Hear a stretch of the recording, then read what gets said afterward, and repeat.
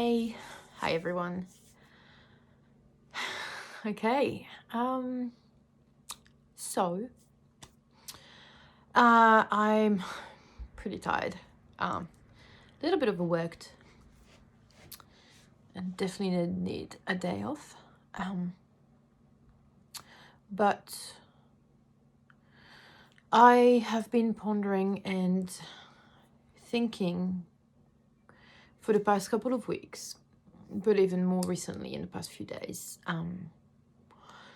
about the events unfolding with Capital Fibre Fest, which is a yarn festival, one of the biggest in New Zealand, yarn festival in Wellington. And if I should or shouldn't voice my feelings on the matter. So yeah, basically I decided that I would for a few reasons, and then yeah, I would just share that. So yeah, okay, so I want to put that out right, that I wasn't one of the traders that was on the initial list of traders for Capital Fibre Fest 2021. This year was my first year applying for trading events. Actually, I did apply in 2020, but they all got cancelled, rightfully so.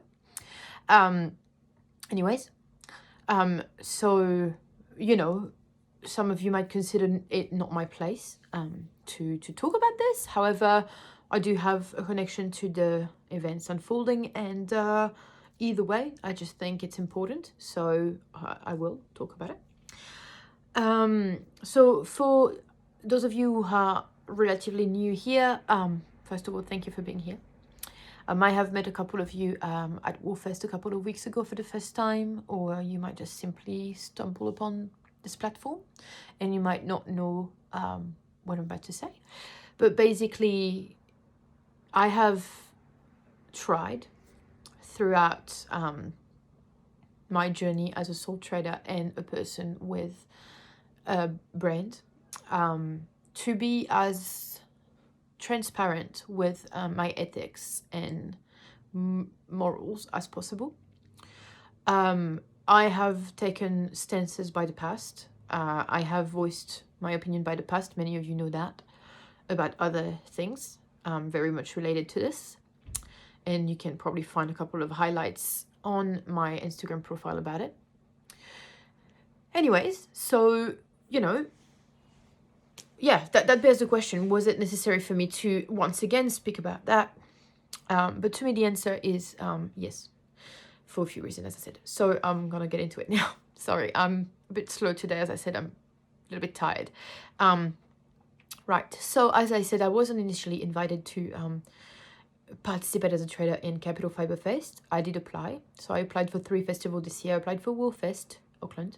I applied for Capital Fibre Fest, and I applied for Fibretron. Fibretron is only about a couple of weeks after Capital Fibre Fest in July. So they're quite close apart. And I knew when applying that I wouldn't be able to do both events. So I was always planning on withdrawing from one if both were to accept my application. But that's not what happened. I only got accepted at Fibretron, which, to be honest, is the one that I was actually looking the most forward to. So I was quite happy. And I didn't get a table at Capital Fibre Fest, and I was completely fine by that. I absolutely had no expectation to get any tables at all, knowing that I've never done this before. So that's fine. Anyways, I'm guessing they put me on the waiting list because, yeah. And then recently, Capital Fibre Fest released their event trading list, right? So the traders list. And it was a very mixed bag, is how I would put it. A few people have voiced their concern and surprise at the list of traders this year, because it really could have been surprising for some to find some of the most prominent New Zealand talented indie dyers of this community, such as Joe from Yarn Therapy, who has had a table at Capital Fibre Fest many years in a row, to have not been offered a table this time around. Whilst tables were offered to sometimes very small business, and mainly to some traders who have definitely been part of a bit of controversy in the past couple of years. You know who I'm talking about, and if you don't know, one of them is Skeins. Let's just go there and tell it straight like it is. Why? Because of a refusal. I'm not gonna go into too much detail about it, but generally speaking, a couple of traders there have displayed very controversial behavior, racist behavior, bigots behavior, outright unprofessional behavior in many people's opinion, in the ways that stalking, commenting, snarky comment, creating fake accounts, using data mining from one of the biggest New Zealand yarn online website to then, using data from there to then stalk people. I mean, there is a whole lot of thing, and I will redirect you to Nikki, Dark Harbour Yarn, at Dark Harbour Yarn on Instagram. She has a very comprehensive highlight called CFF withdrawal on her Instagram page, and she very carefully just highlights her reason as to why she decided to withdraw from the traders list this year, and she also outlined the reasons why she wasn't comfortable with the traders, a couple of the traders there, a few of the traders there, and what behavior they had done by the past to make her feel that way. So anyways, leads me to this point. So it was a mixed bag, and it was a bit of deception. But following this, Nikki, I'm pretty sure she was the first, felt, I'm pretty sure, pretty unsafe and worried about the whole thing. And as I'm not going to put it into her own words, but she said it herself in her highlights. So again, I advise you to go read that for a very comprehensive overlook. Nikki decided to ask, basically, and confront the committee of Capital Fibre Fest and, outline her concerns and why. And basically at least just ask them what were they planning on doing to her for her concerns. And I'm talking this, she was one of the traders. I also have visually seen comments from future possible attendees that were asking the same thing. So it wasn't just a one-person thing. Anyways, she just asked them basically, do you have a code of conduct, right? Okay, so it is 2021. Having a code of conduct is not only very, very normal and should be, it's not difficult, and it is expected in 2021 to have such a code in place, especially when requested by the people directly concerned to your event, that it is traders or attendees. It is not difficult to put a code of conduct out there, asking for everyone to behave professionally and to explain that any behavior that will promote unsafe environment for any marginalized community will be prohibited, and that they want to ensure a safe space for all, that everyone is welcome, that everyone should feel safe, and to let them know if such a behavior or if such problem were to arise along those lines. Really, really not difficult thing to provide when asked, I think. So anyways,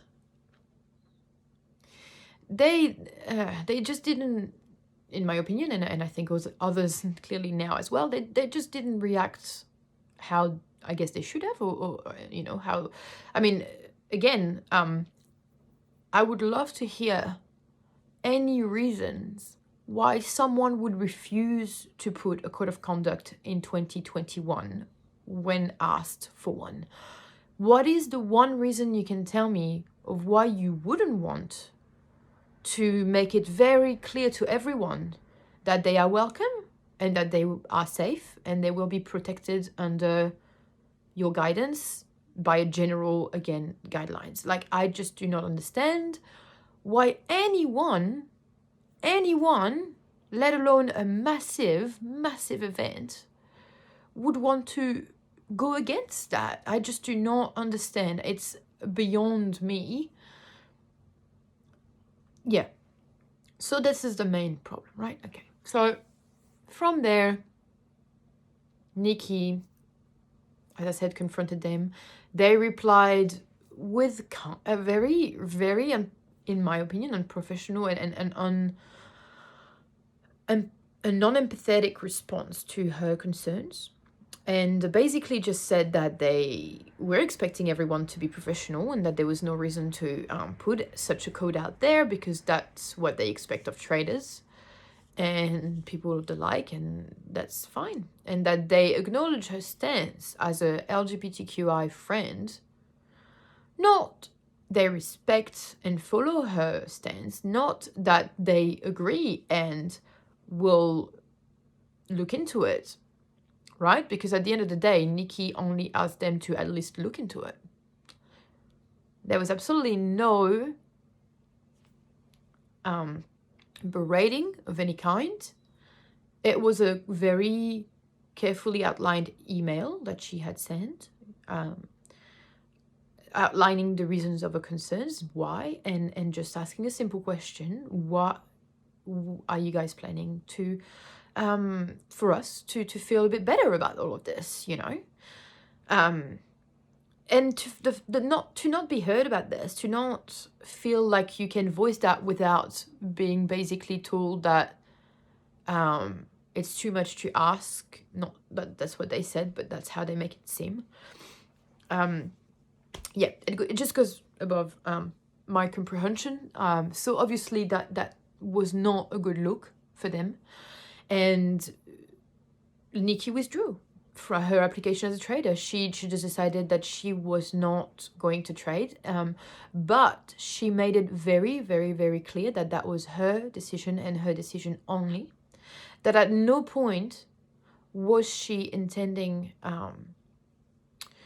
to push anyone or influence anyone to not attend the event themselves. And in fact, many traders that are concerned by this have voiced their absolute support for the cause for CFF and their general very hard disappointment and high-induced stress in regards of all of this, to the fact that they had to accommodate, change their plan and not be able to trade anymore. This is not something that is easy to do for a trader. That is a massive part of this business for us. To have an event like this, it's not something that is done for drama. Anyways, so after that, Nikki just, I'm doing a lot about Nikki, but I just feel like she paved the way for this specific thing. So I will move on from there after that. But yes, so I just feel like she simply, all I'm gonna say is that she just shared with all transparency her communication with Capital Fibre Fest and her feelings, but outlined very clearly that she was absolutely not telling people not to go, if even more to actually go, but support the traders that they believed in. As long as they felt safe, they're welcome to go.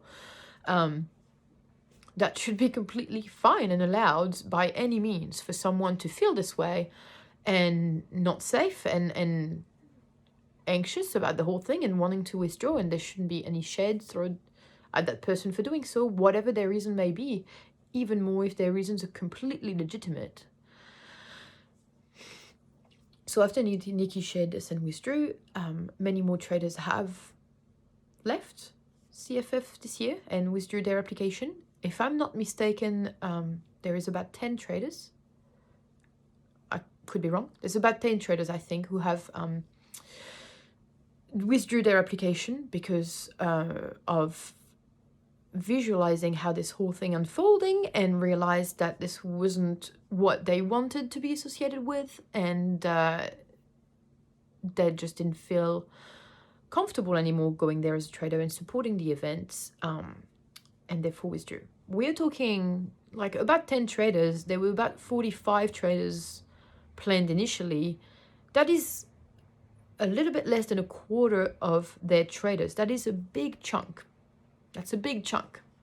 To have that many of your traders withdrew their application on your event should point at the fact that it's maybe time to look back into it, and that there might be a reason for that, I mean, how can they disregard that many people and promote themselves as wanting an inclusive community? That's my question. How can they claim themselves as being so inclusive and welcoming when their reaction to all of this and their behavior is pushing up to almost a quarter of the trader to withdraw?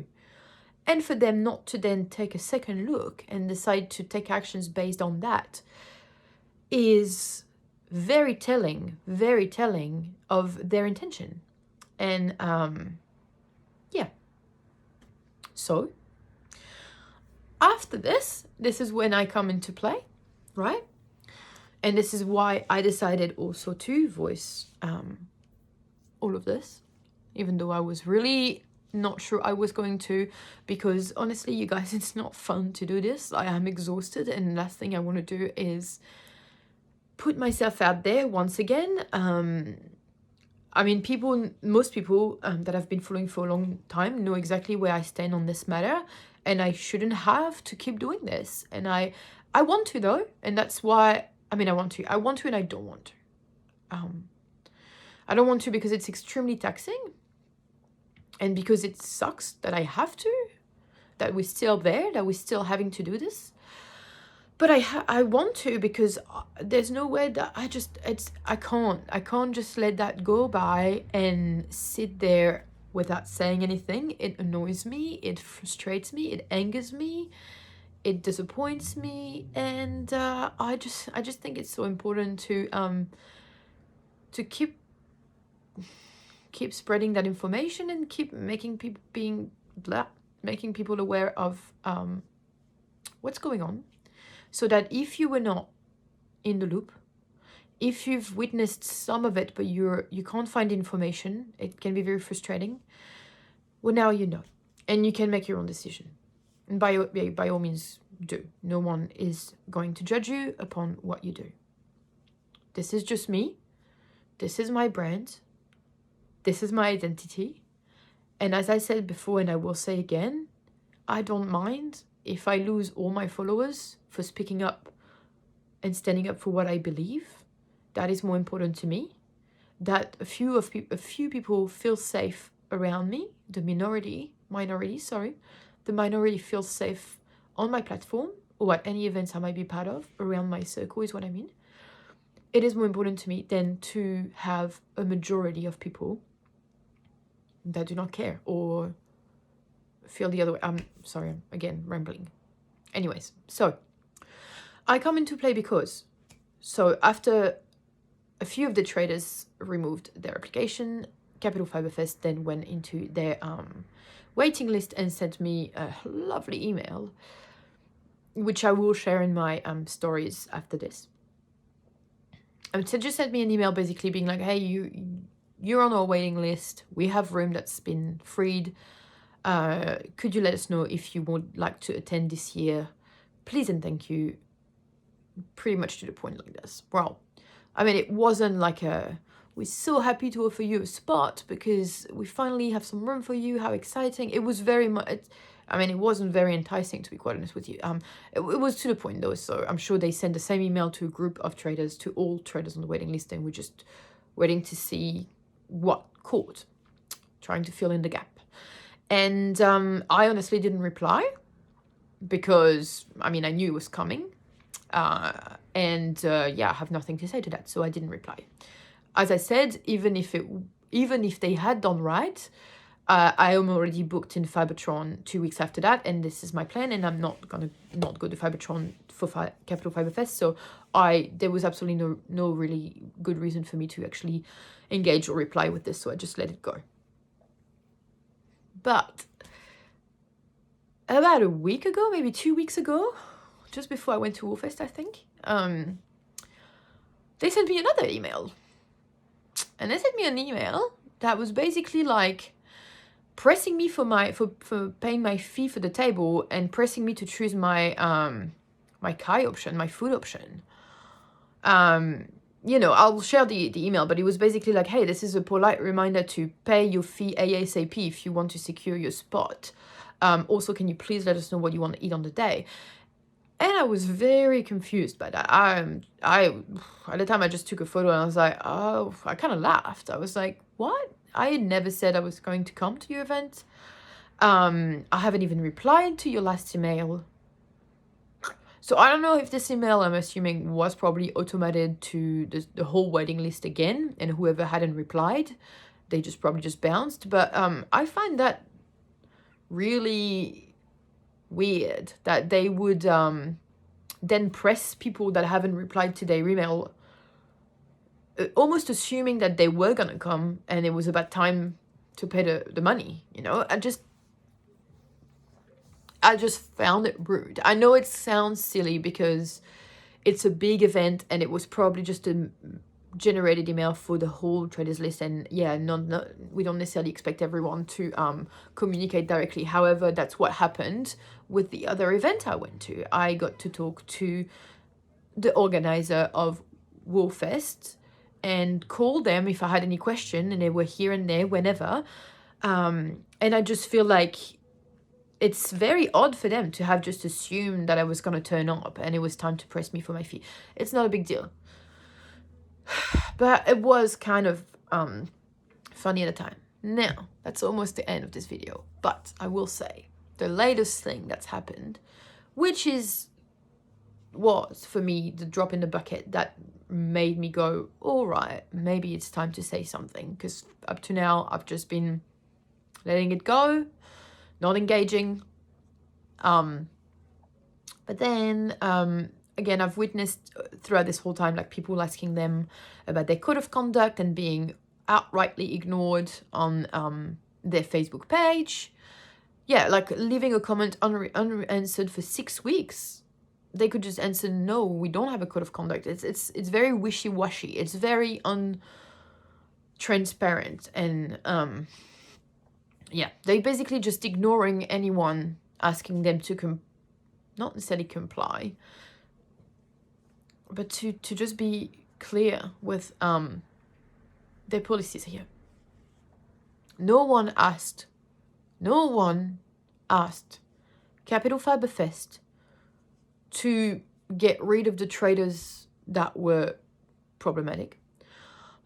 No one spread rumors about Capital Fibre Fest. No one said, do not go to Capital Fibre Fest. If anything, the people that have withdrawn have made it very clear, and to that I will also point you to Cindy, at Nana Cindy's latest video on the matter, because she has pulled out as well, and she expressed herself very gracefully, much more than I am now, yesterday on why. There was a few reasons personal to her, but there was also one of them, which was this one. But she had made it very clear that she absolutely is not trying to say to people, do not go to that event. We are very aware that this event is run by volunteers, which CFF is very proud of, and yeah, they should be. That's great. We don't want anyone penalized for that, especially the traders, which are very respectful of their community, engaging, and who cannot afford to pull away, because some traders would like to, but not afford to pull away from the event, or if for X reason, you know, if also the fact that traders want to be there as an option, want to be there as a safe option for those who did not feel safe like going. They know they can go to these traders. Everyone has been very clear about the fact that they are inviting people to do go to Capital Fibre Fest and do visit these traders and support them. That's important. Anyways, So a couple of days ago, it's come to my attention, a little bird told me, that Capital Fibre Fest has now sent one other email to all of their current traders, basically saying that there has been a small amount of indie dyers in the community spreading rumors about them, bullying, all sorts of things like that, to try and make people, to pressure people to withdraw us traders, and they wanted to make sure that everyone felt safe, and if they had any good question, they could come to them. Well, I do have questions. I thought, how you can say in one sentence that you're there if we have any concerns or question and we felt pressured, but you don't answer comments for 6 weeks about people that have legitimate concerns about this, that have been outlined. How and why is Capital Fibre Fest trying to make it seem like a coup? Like any traders at any point said, do not go to Capital Fibre Fest. Capital Fibre Fest is this or is that. None of this happened. None. In fact, I will actively ask you or them to prove to us that apparently some indie dyers have spread rumors. Where? How? I would love to see it. Because I haven't personally come across it. It's possible. I personally haven't come across it. Every time I came across a trader withdrawing their application from Capital Fibre Fest, either they did not mention it aside of saying that they pulled out, or if they went into details as to why, they were very brief and to the point. They said that it was their decision only, and and that they entirely supported the other traders that were still going, and that they were sad about the decision and really invited people to go there to support these traders or whoever they wanted to, and to not base the decision based on them, that there was their decision basically. I know that I'm rambling for like half an hour now. It's crazy. But I'm trying to not speak as quickly as I usually do, and to weigh my words carefully, because I know that this is a very tricky matter. I just don't understand. What is so difficult about putting a code of conduct in 2021 when requested for a major event. I don't understand how a committee is saying that they are here to answer any question, and they are here if people feel unsafe, whilst the first reason that this thing is happening in the first place is because they are refusing to outline a code of conduct for people to feel safe. It is so contradictory. COVID is still a thing. COVID-19 is very real.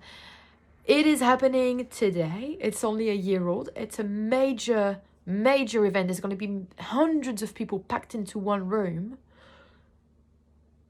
How is Capital Fibre Fest not taking responsibility for the safety of people coming to this event with that in mind, and are comfortable inviting traders that are COVID deniers, known COVID deniers, anti-vaxxers, spreading misinformation, spreading rumors, but refuses to listen and engage with almost a quarter of their trader, because they are voicing concerns for their safety and the safety of the minority who have voiced their concerns. That's about all I have to say. I just really wish that we wouldn't be here. I just really wish that the craft community wasn't so divided by these matters in again 2021. I'm repeating myself, but I find that trivial that it is something that we still have to fight for, and ask even. So on that, if you have any question, I'm not necessarily the most knowledgeable person about all this to answer you, but by any means, you can ask me. And yeah, I invite you to just do your research and watch and read what's out there by the people that I have mentioned above. And you can support whoever you support. This is your calling. I know where I stand. I know who I want to support. And I think it's important. Some people might think this is just knitting. And politics have nothing to do with it. Except that this isn't politics. This is social issues. Very real social issues. It is very essential for anyone now, everyone, to make their stance clear about how they feel, where they stand on the matter, especially when you are hosting such a big event and you are literally hold so much such a big platform, such a chance, like, to be able to be called out on this, being asked by attendees and traders alike, what is your code of conduct, and it's not an attack, it's a chance, it's a positive thing that you have been given the chance to express. No one has jumped to conclusion. People have just asked genuine questions to you, genuine concerns. Why are they not addressed? Why are they being ignored? I just don't understand